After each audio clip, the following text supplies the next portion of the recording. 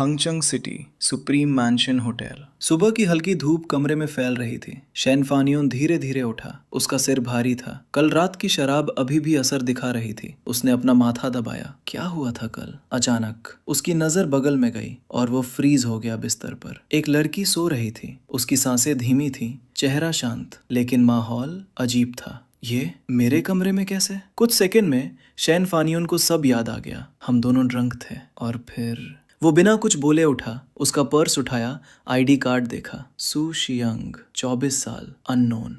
वो कामली आईडी वापस रख देता है, तभी सू शियंग हिलती है और अचानक उठ जाती है। तुम कौन हो? शैन फानियोन शांत आवाज में। शैन फानियोन, कल रात क्या हुआ था? कमरे में कुछ सेकंड का साइलेंस। सू शियंग का चेहरा बदल जाता है। शॉक, कंफ्यूजन और फिर एक अजीब सा डिसीजन। वो उठती है, खुद को संभालती है। मुझे कोई एक्सप्लेनेशन नहीं चाहिए।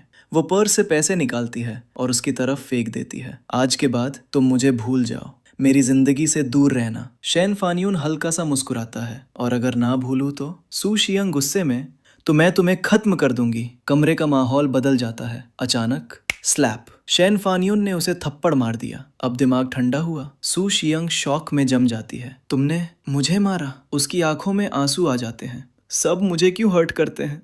कोई मुझे शांति से जीने क्यों नहीं देता? वो टूट जाती है।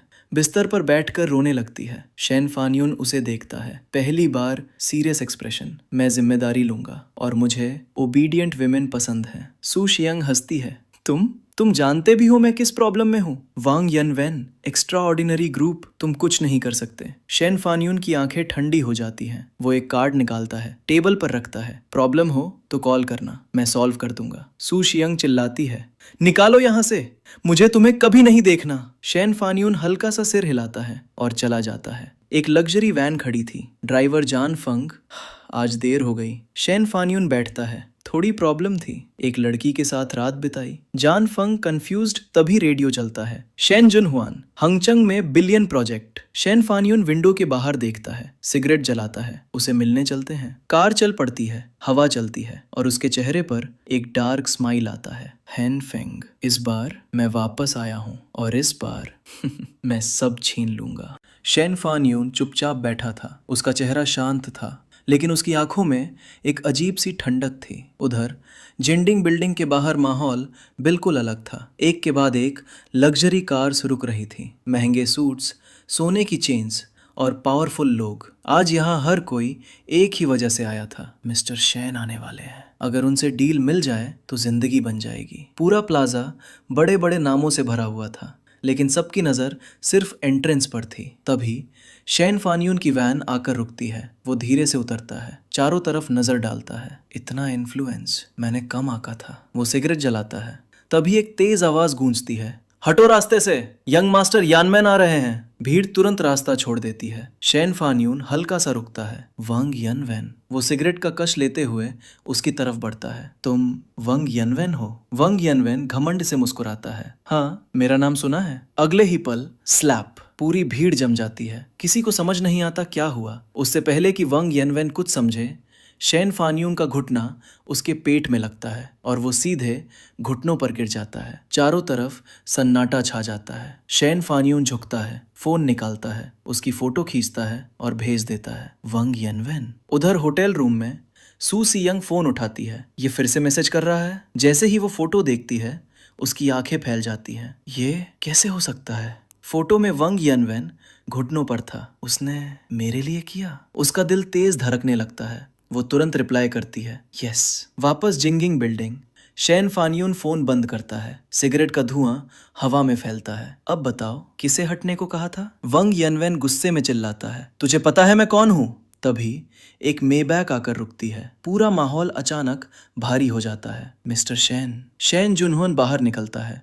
उसकी प्रेजेंस ही सबको दबा देती है, लेकिन वो सीधे शैन फानियोन के सामने आता है और झुक जाता है। मास्टर। पूरा क्राउड शॉक में जम जाता है। ये क्या? वांग यनवेन के पैर कांपने लगते हैं और वो फिर से घुटनों पर गिर जाता है। उसका चेहरा सफेद पड़ चुका था। शैन फानियोन हल्का सा सिर हिलाता है। बेकार, भीड़ हटाओ, काम करना है। वो अंदर चला जाता है। शाम, शैन फान्यून कार में बैठता है, तभी फोन बजता है। सू शियांग। वो हल्का सा मुस्कुराता है। अभी तो कह रही थी नहीं मिलना। वो कॉल उठाता है। हेलो, तुम ठीक हो? उसकी आवाज में चिंता थी। मुझे क्या होगा? तुमने वंग यनवेन को मारा है। उसका बाप बहुत डेंजरस है। तुम भाग जाओ, सिटी छोड़ दो। कुछ पल की खामोशी। शैन फान्यून पीछे लीन करता है। डिनर आज? सू शियांग थोड़ी देर चुप रहती है। ठीक है। कहाँ? यून छियाओ। कॉल कट जाता है। सू शियांग की आंखें फैल जाती हैं। यून छियाओ? वो 7 स्टार होटल? वो धीरे से बैठ जाती है। उसके चेहरे पर अब डर नहीं था, सिर्फ एक सवाल था। ये आदमी आखिर है कौन? हंगचंग सिटी, यून शाओ होटल। शहर के बीचों बीच बना ये होटल, जहां हर कोई अंदर जाने का सपना देखता था, लेकिन हर किसी को एंट्री नहीं मिलती थी। सू शियांग एंट्रेंस पर खड़ी थी। उसने एप्रिकॉट रंग का सूट पहना था, जिसके साथ ब्लैक शर्ट। उसकी पर्सनालिटी और भी शार्प लग रही थी, लेकिन वो अंदर नहीं जा सकती थी। क्या उसने मुझे गलत जगह बुलाया? वो फोन निकालती है, फिर वापस रख देती है। नहीं, वो आदमी मजाक करने वाला नहीं लगता। तभी एक आवाज आती है। अरे सू शियांग! वो मूर्ति है, गुडुओ, उसकी पुरानी राइवल।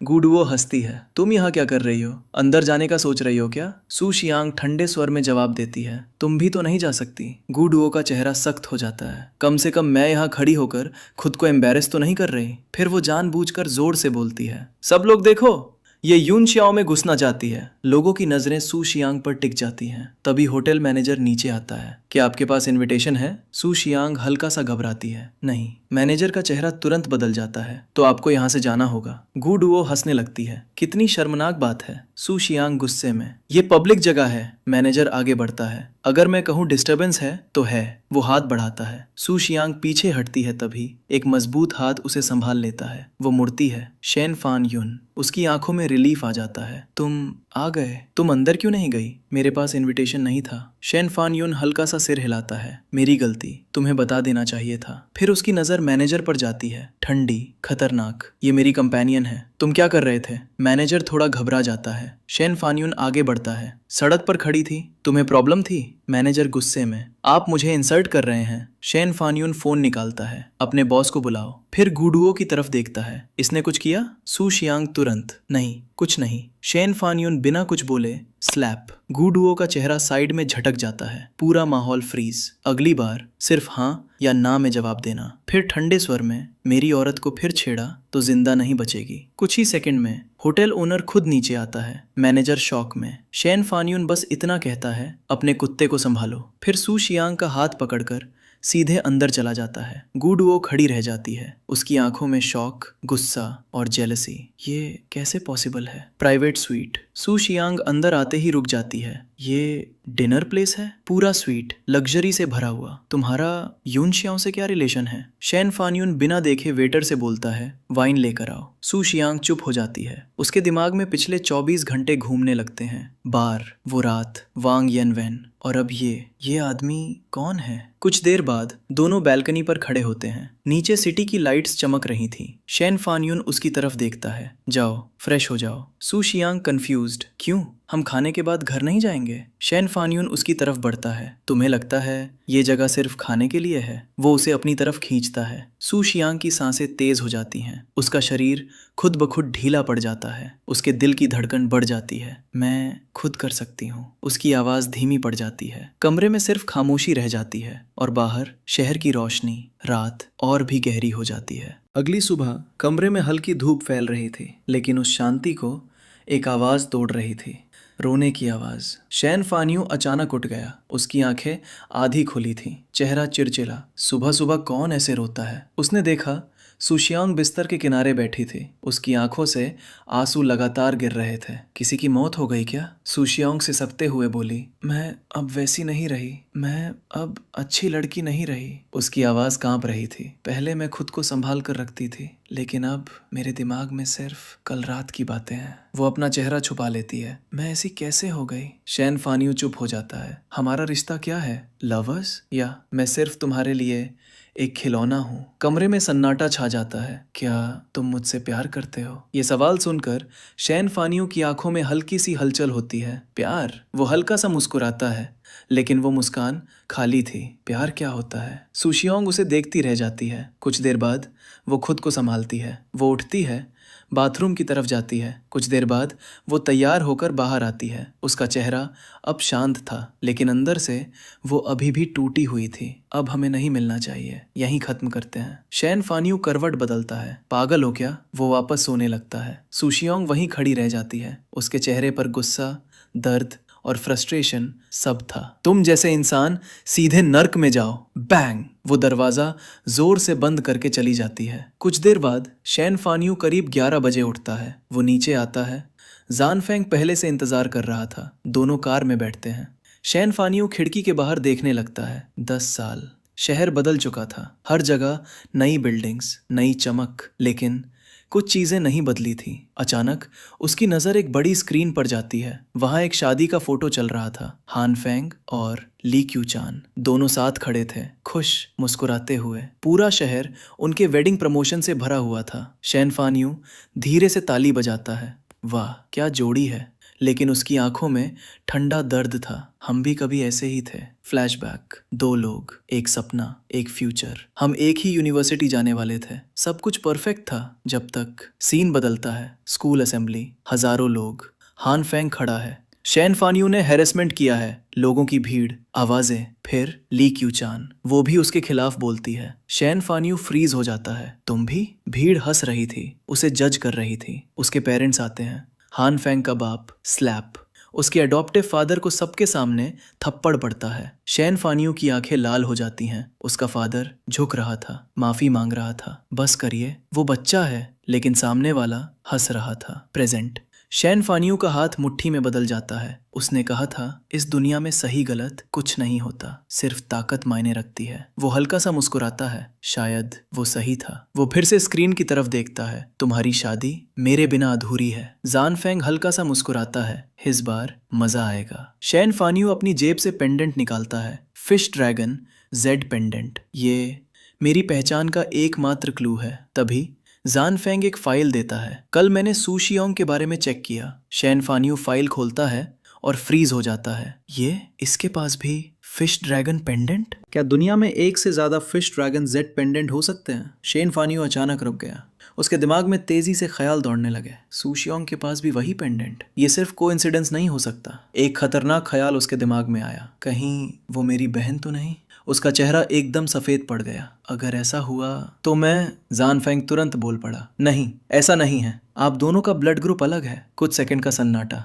शैन फान्यू ने राहत की सांस ली। डरा ही दिया था। जानफेंग गंभीर होकर बोला, लेकिन ये पेंडेंट आपकी असली पहचान से जुड़ा हो सकता है। शैन फान्यू की आंखें थोड़ी गहरी हो जाती हैं। तो मुझे उसके करीब जाना होगा। कुछ देर बाद शैन फान्यू अकेले कार चलाते हुए सू शियोंग की कंपनी पहुंचता है। हैंगचैंग में सू फैमिली एक रिस्पेक्टेबल फैमिली थी और सू शियोंग एक यंग सीईओ, सुंदर, कॉन्फिडेंट, पावरफुल। लेकिन उसी वजह से कई रिच हीयर्स उसके पीछे थे। वांग यानवेन और भी कई लोग। कुछ तो इतने गिर चुके थे कि बेटिंग तक कर रहे थे। शैन फान्यू हल्का सा मुस्कुराता है। अच्छा खेल रहे हो सब, समय आने पर सबका हिसाब होगा। कंपनी के अंदर सू शियोंग गुस्से में खड़ी थी। उसके सामने कुछ विमेन स्टाफ खड़ी थी। माहौल टेंस था। आज साइन करो वरना यहाँ से नहीं जाओगी, लूची। उसकी आवाज में अहंकार था। ये कंपनी तुम्हारी वजह से नहीं, मेरी वजह से चल रही है। सू शियोंग का चेहरा सख्त हो जाता है। लूची, हद में रहो। कुछ सेकंड की खामोशी। फिर सू शियोंग ठंडे स्वर में, तुम्हें नौकरी से निकाला जाता है। सब शौक हो जाते हैं। लूची गुस्से से कांपने लगती है। तुम मुझे निकालोगी? ये कंपनी तुम्हारे बिना भी चल सकती है, लेकिन मेरे बिना नहीं। गुस्से में वो हाथ उठाती है थप्पड़ मारने के लिए, लेकिन एक हाथ बीच में पकड़ लेता है। शैन फान्यू, ये कंपनी सू की है, तुम्हारी नहीं। सबकी नजर उसकी तरफ जाती है। सू शियोंग भी चौंक जाती है। ये फिर से? लूची गुस्से में, तुम कौन हो? शैन फान्यू हल्का सा मुस्कुराता है। सिक्योरिटी डिपार्टमेंट का नया हेड। फिर सू शियोंग की तरफ देखता है। सही कहा ना प्रेसिडेंट सू? सू शियोंग दांत भींच कर, हाँ। लूची हंसती है। एक गार्ड मुझे थ्रेटन करेगा? शैन फान्यू ठंडे स्वर में, तुम्हें अभी निकाला गया है, अब तुम एम्प्लॉय नहीं हो। लूची का चेहरा सख्त हो जाता है। अचानक वो फिर से हमला करने की कोशिश करती है, लेकिन शैन फान्यू उसे पकड़कर नीचे गिरा देता है। उसका हाथ जमीन पर दब जाता है। वो दर्द से चिल्लाती है, अब समझ आया? सू शियोंग मुड़कर बोलती है, आज ही रेजिग्नेशन दे देना, और चली जाती है। शेन फानियो भी उसके पीछे चलता है। हॉलवे, लोग आपस में बात कर रहे थे। ये नया आदमी प्रेसिडेंट सू इससे अनकंफर्टेबल क्यों है? सू शियोंग तेजी से चलती है। वो एलिवेटर में घुस जाती है, लेकिन दरवाजा खुलता है। शेन फानियो भी अंदर आ जाता है। छोटा सा बंद स्पेस। सू शियोंग पीछे हटती है। उसका दिल तेज धड़क रहा था। यहाँ कैमरा है, कुछ भी करने की कोशिश मत करना। शेन फानियो हल्का सा मुस्कुराता है। इतना डर क्यों रही हो? सू शियोंग अपनी नजरें हटा लेती है। उसका चेहरा हल्का लाल हो जाता है। उसके दिमाग में सिर्फ एक ही सवाल था, ये आदमी मेरी जिंदगी में बार बार क्यों आ रहा है? शेन फानियुन हल्का सा मुस्कुराया। उसे समझ नहीं आ रहा था कि सू शियोंग उससे इतना क्यों डर रही है। क्या वो सच में इतना खतरनाक लगता है? उसने एक साइड ग्लांस डाला और अचानक उसे एहसास हुआ कि आज सू शियोंग कुछ अलग लग रही थी। उसका ब्लेजर उसकी परफेक्ट बॉडी को और भी हाईलाइट कर रहा था और उसका कोल्ड कंपोज्ड एटीट्यूड उसे और भी आकर्षक बना रहा था। Queen type. शेन फानियुन के दिमाग में ख्याल आया और उसके होंठों पर हल्की शरारती मुस्कान आ गई। सू शियोंग ने जैसे ही उसकी वो स्माइल देखी, उसका दिल तेज धड़कने लगा। उसे समझ नहीं आ रहा था कि ये आदमी आखिर सोच क्या रहा है। उसकी सांसें थोड़ी तेज हो गईं और वो थोड़ा अनईजी महसूस करने लगी। लेकिन इस बार शेन फानियुन ने कुछ नहीं किया। वो चुपचाप उसके पीछे पीछे उसके प्राइवेट ऑफिस में चला गया। दरवाज़ा खुलते ही अंदर की हल्की खुशबू हवा में फैल गई। सू शियोंग ने बिना टाइम वेस्ट किए सीधे कहा, तुम सच में यहाँ काम करने का सोच रहे हो? मैंने तुम्हें पहले ही कहा था, हम सिर्फ स्ट्रेंजर्स हैं। जो कुछ पिछले 2 दिनों में हुआ उसे यहीं ख़त्म कर देते हैं। तुम मुझे ढूंढना बंद कर दो। वो बोलते हुए उसके लिए पानी का गिलास भरती है। मुझे अपनी ज़िंदगी में और कॉम्प्लिकेशंस नहीं चाहिए। शेन फानियुन ने उसकी बात सुनी, लेकिन जवाब देने के बजाय सीधे उसकी एग्जीक्यूटिव चेयर पर बैठ गया। फिर एक हल्की शैतानी मुस्कान के साथ बोला, इतनी बड़ी चेयर है, अगर हम दोनों साथ बैठें तो कैसा रहेगा? सू शियोंग उसकी बात सुनकर एकदम स्पीचलेस रह गई। उसने आंखें घुमाई, ये आदमी आखिर सोचता क्या है? लेकिन अचानक शेन फानियुन का एक्सप्रेशन बदल गया। उसकी मुस्कान गायब हो गई और उसकी आंखों में सीरियसनेस आ गई। ये चेंज देखकर सू शियोंग का दिल एक पल के लिए अटक गया। उसे मानना पड़ा, जब ये आदमी सीरियस होता है तो उसमें एक अलग ही चार्म होता है। शेन फानियुन ने अपनी जेब से एक चीज निकाली और मेज पर रख दी। Fish dragon jade pendant. Su Xiong की आंखें फैल गईं। वो तुरंत आगे बढ़ी। ये मेरा है। उसने उसे पकड़ने की कोशिश की। तुमने ये कब लिया? शेन फानियुन शांत आवाज में बोला, तुम्हारा अभी भी तुम्हारे पास है। सू शियोंग कुछ पल के लिए कंफ्यूज हो गई। उसने तुरंत अपने गले को छुआ। उसका पेंडेंट वहीं था। तो ये, उसने फिर से मेज पर रखे पेंडेंट को देखा। दोनों बिल्कुल एक जैसे थे। उसका दिल एक पल के लिए रुक गया। क्या हम? उसके दिमाग में एक खतरनाक पॉसिबिलिटी आई और उसका चेहरा बदल गया। लेकिन शेन फानियुन ने तुरंत कहा, मैंने भी यही सोचा था, लेकिन हम सिबलिंग्स नहीं हैं। सू शियोंग ने राहत की सांस ली। ये पेंडेंट मुझे मेरे फादर ने दिया था। मैं बचपन से इसे पहन रही हूँ। उन्होंने कहा था कि ये मुझे प्रोटेक्शन देगा। शेन फानियुन ने उसे ध्यान से देखा, फिर शांत आवाज में कहा, मुझे तुम्हारे फादर से मिलना होगा। सू शियोंग ने कुछ देर सोचा, फिर सिर हिलाया। ठीक है, लेकिन अभी काम का टाइम है, शाम को चलते हैं। ठीक है, शेन फानियुन ने कहा, और अगले ही पल वो सोफे पर जाकर लेट गया और बिना कुछ बोले सो गया। सू शियोंग उसे घूरती रह गई।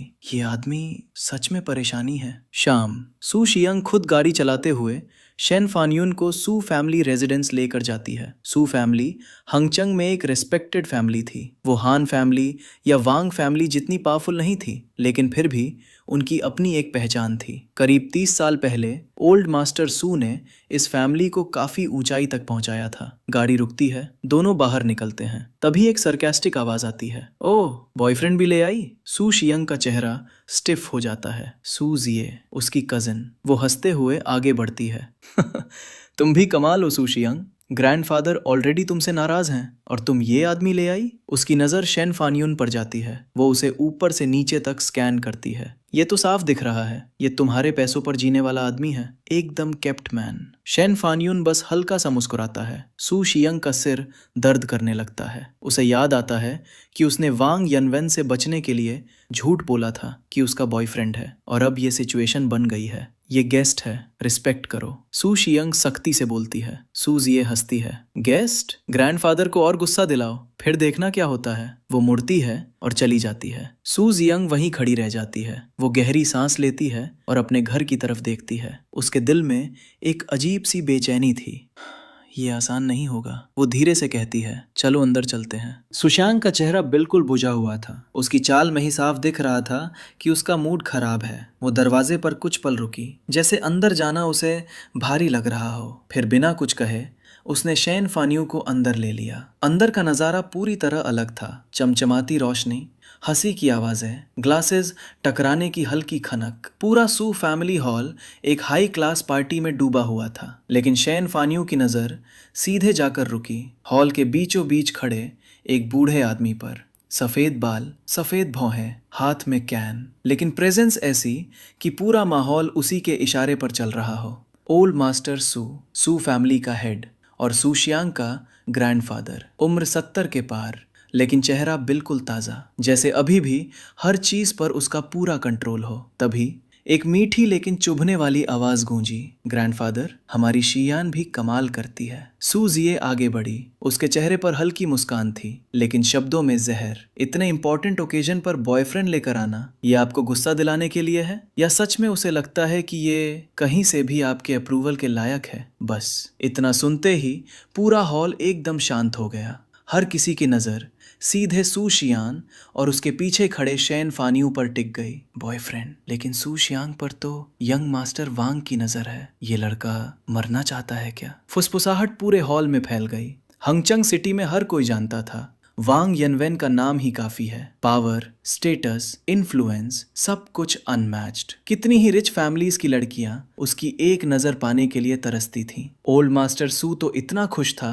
कि वो चाहता था शादी तुरंत हो जाए, लेकिन सूशियांग ने साफ मना कर दिया था, मर जाऊंगी लेकिन उससे शादी नहीं करूंगी। और आज वो सिर्फ मना ही नहीं कर रही, बल्कि अपना बॉयफ्रेंड लेकर सामने खड़ी है। अब मजा आएगा। ओल्ड मास्टर सू अपनी रेपुटेशन को सबसे ऊपर रखता है और उसकी ही पोती ऐसा सीन बना रही है। लोग मजा लेने लगे और फिर सबकी नजर शैन फानियों पर गई। सफेद सूट, काली शर्ट, एक हाथ कैजुअली पॉकेट में, और एक पल के लिए सबके दिमाग में एक ही सवाल आया, ये लड़का आखिर है कौन? उसकी पर्सनालिटी, उसकी आंखें, उसका काम एटीट्यूड, वो किसी साधारण इंसान जैसा नहीं लग रहा था। लेकिन ओल्ड मास्टर सू का गुस्सा अब फूट पड़ा। उसने केन जमीन पर जोर से मारी। सुशियान, ये क्या कर रही हो तुम? इतना परफेक्ट रिश्ता ठुकरा कर तुमने खुद को गिरा कर इस चीज को चुन लिया। ये यंग मास्टर यनवेन के एक उंगली के बराबर भी है। हॉल में सन्नाटा छा गया। शैन फानियों ने हल्का सा सिर हिलाया। चेहरे पर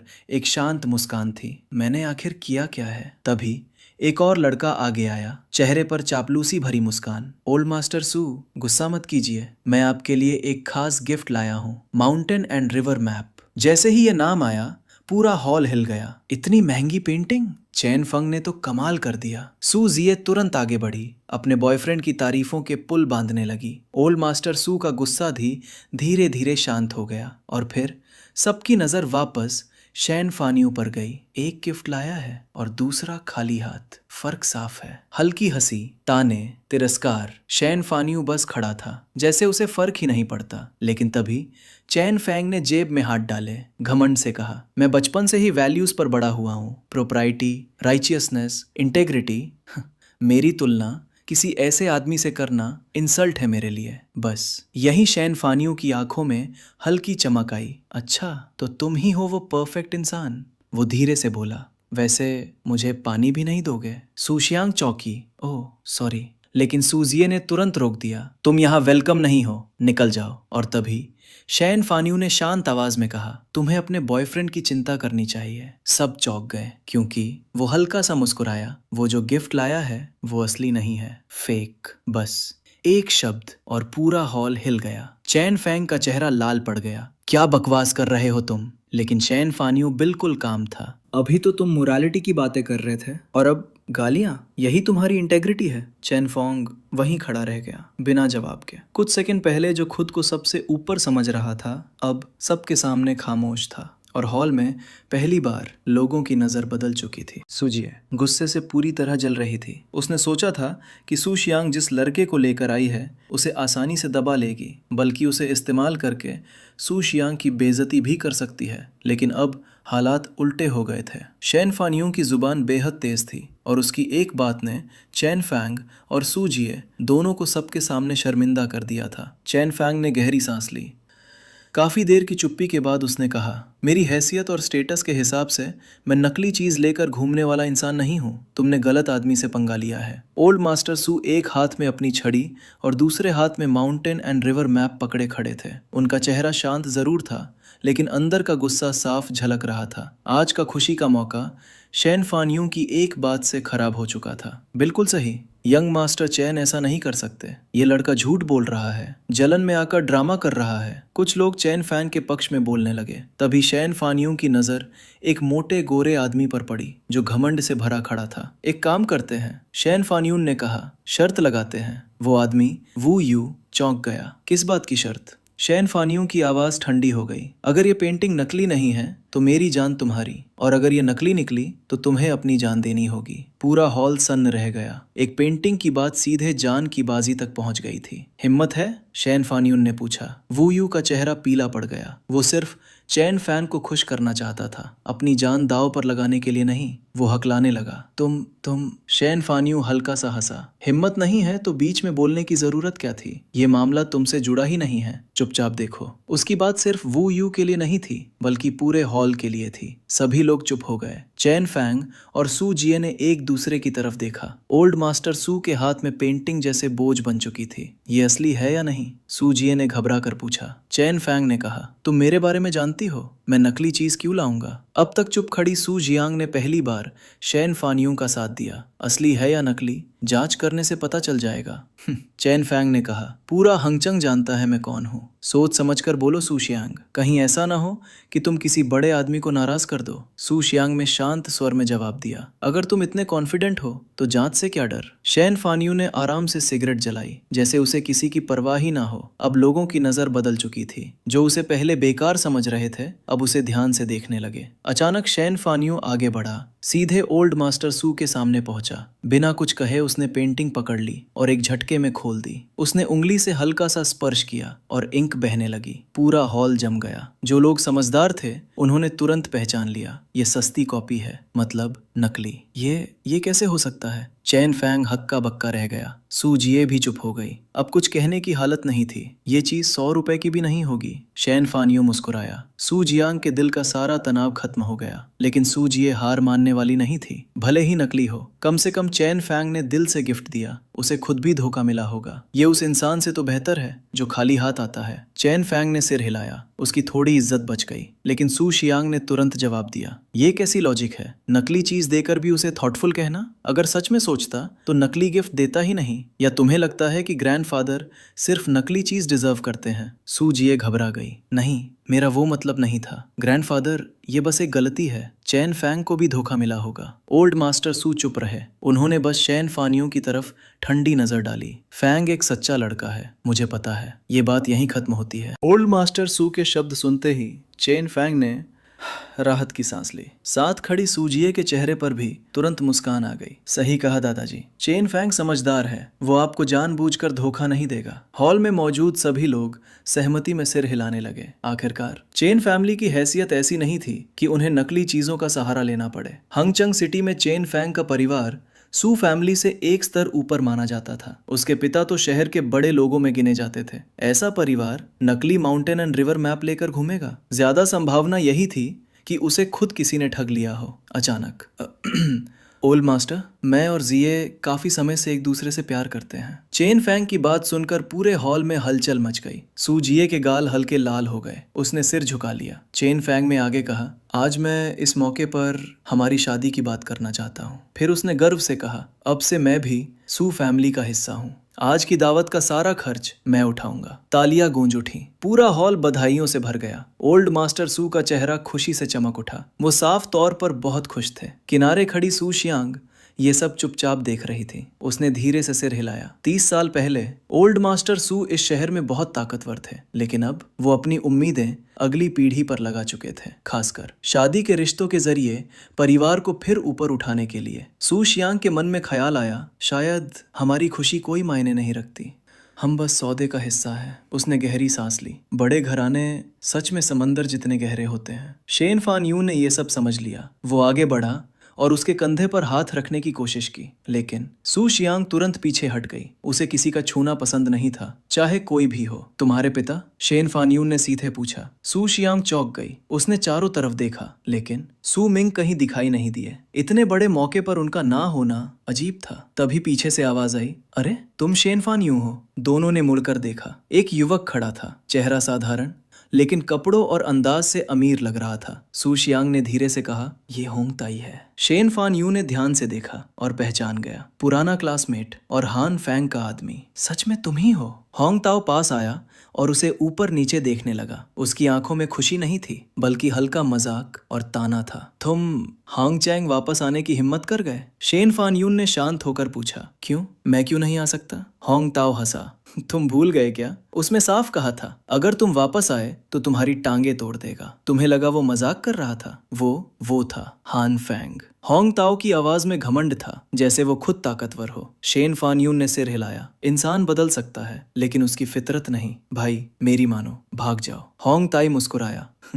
हम क्लासमेट हैं, इसलिए बता रहा हूँ। मैं दिखा दूंगा कि मैंने तुम्हें देखा ही नहीं, लेकिन अगर रुके रहें तो मुसीबत पक्की है। फिर उसने कहा, वैसे भी मैं ज्यादा देर नहीं रुकूंगा, मुझे क्लास रीयूनियन में जाना है। रीयूनियन? शेन फानयून थोड़ा रुका। हाँ, हमारे बैच का। शेन फानयून हल्का मुस्कुराया। काफी साल हो गए, कुछ लोगों से मिलना बाकी है। उसे कुछ पुराने चेहरे याद आए, कुछ ऐसे लोग जिन्होंने मुश्किल समय में उसकी मदद की थी। उनका एहसान अभी बाकी है। तुम सच में जाओगे? होंग ताओ चौंक गया। तुम पागल हो क्या? लेकिन शेन फानयू ने जवाब नहीं दिया। वो मुड़ा और सू शियांग से बोला, लगता है तुम्हारे पिता से फिर कभी मिलना पड़ेगा। सू शियांग ने सिर हिलाया। ठीक है। शेन फानयू जाने लगा, फिर रुका और बोला, अगर घर पर ठीक ना लगे तो उस होटल वाले कमरे में चली जाना। सू शियांग का चेहरा तुरंत बदल गया। उसे याद आया युनशिया होटल, वो रात और वो आदमी। उसने गुस्से में कहा, दफा हो जाओ, मैं नहीं आने वाली।